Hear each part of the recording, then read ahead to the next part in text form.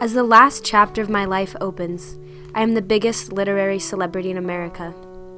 I am wealthy, I am suffering under the pain of a degenerate body, and I was unaware that the end would come so soon. I worked hard right up until I was forced into bed for my physical pain. I am only 55 years old, but now I am certain that time is imminently close. What has my life been made of? What will others remember of me when I am gone?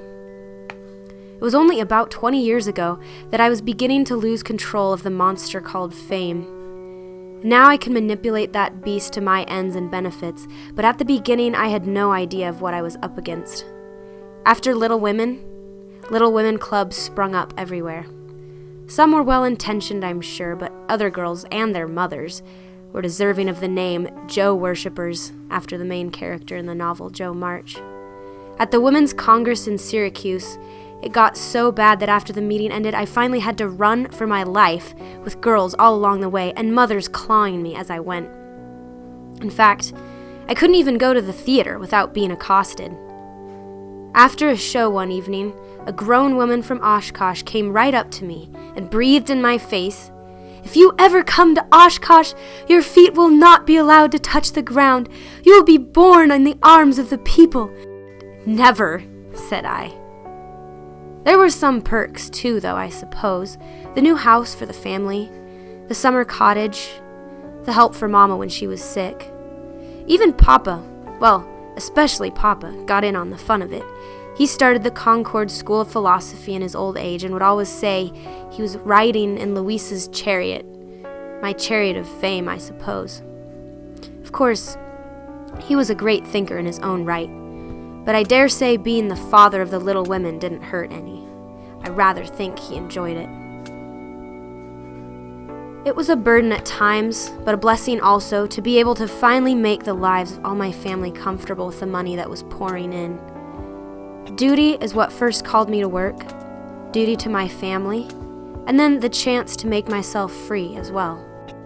I did prove myself helpful, and there were beautiful times, but I never really gained the independence I desired. Freedom was always my longing, but I have never had it, and so I'm still trying to feel that this obligation to my family was the discipline I needed to mold me into a better person. This duty kept me close to them as I watched them one by one leave this life. Marmee, Mother, was the first to go, aside from Lizzie, of course. Papa was still in very good health at the time, and I was about to turn 45. She became disoriented and confused toward the end, but I comfort myself with the fact that she wasn't in pain.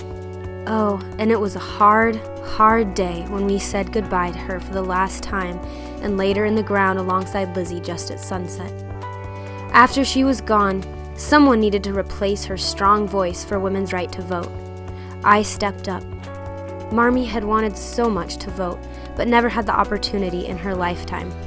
It happened in mine, though. I was the first woman to vote in Concord, at a town meeting. It was just a school board issue, and after we voted, the men declined to participate in a vote in which women had cast ballots. But you have to start somewhere, don't you? Marmee would have been proud. Along with women's suffrage conventions, I began visiting prisons and children's homes about that time. I finally had enough money to do something substantial about the pain and poverty I grew up in and saw every day. I remember one prison visit. I'm sure I had at least 2 inmates crying over a tender story I told. Even one tear in that dry, hard place would do them good, I think. And there is so much of that work to be done. When I compare those inmates with the budding philosophers swarming around Orchard House at that time, when Papa first started his Concord School of Philosophy, I remember thinking, if they were philanthropists, I should enjoy it. But speculation seems a perfect waste of time when there is so much real work crying to be done. Why discuss the unknowable till our poor are fed and the wicked saved? One thing that made that work harder, though, was my health. It has been making life difficult and painful ever since I was prescribed those mercury pills during my bout with typhoid pneumonia years ago. There are good days, and good months sometimes, but the pain always returns. I'm sick and blue. I'm cross. I'm discouraged. I'm so tired of being a prisoner to pain. I long for the old strength when I could do what I liked and never knew I had a body. Well, after Marmee was beautiful, happy, successful May all the way in Paris with her husband and child too. She delivered her dear little baby Louisa, Lulu, healthy, but came down with postpartum fever a month later. I didn't go. She was quickly taken from us as well. I saw then why I had lived, to care for May's child and not to leave Annie with the fatherless boys all alone. When Lulu was finally brought from Europe by May's sister-in-law to live with us, she was a perfect ray of sunshine. I devoted myself to her for the time and found life much brighter. And the spirit of May itself was about her baby, I felt, for out of innocent blue eyes sometimes came looks so like her mother's that I was startled, for I had tended May as a child as I was then tending Lulu. And of course she had May's free spirit and was a little devil. It wasn't too long after that dear Papa had his stroke. And all of a sudden, my healthy, hearty, handsome Papa was perfectly helpless. He was paralyzed and couldn't speak. He did speak eventually, but it was confusing when he did. I sometimes had to laugh and cry at the same time for the queerness of his remarks. The day I turned 50, Papa turned 83. He was sure, however, that he was 23.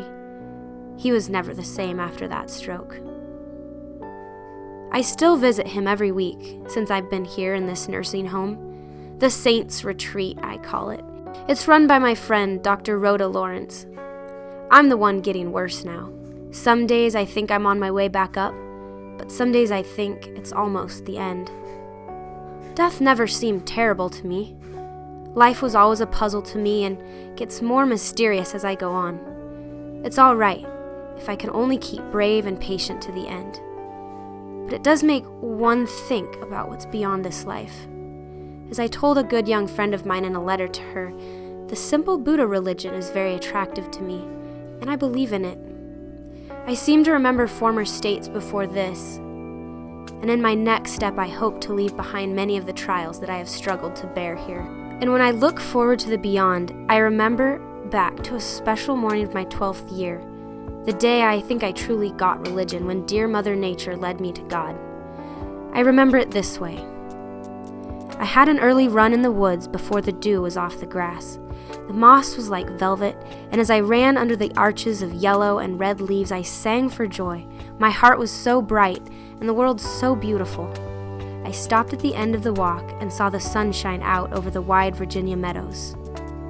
It seemed like going through a dark life or grave into heaven beyond.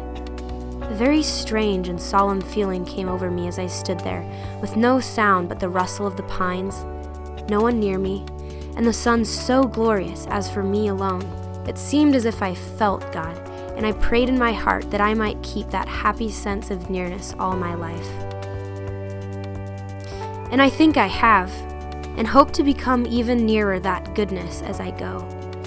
My idea of immortality is this: an endless life of helpful change with the instinct, the longing to rise, to learn, to love, to get nearer the source of all good as we climb into the clearer light, the purer air, the happier life which must exist.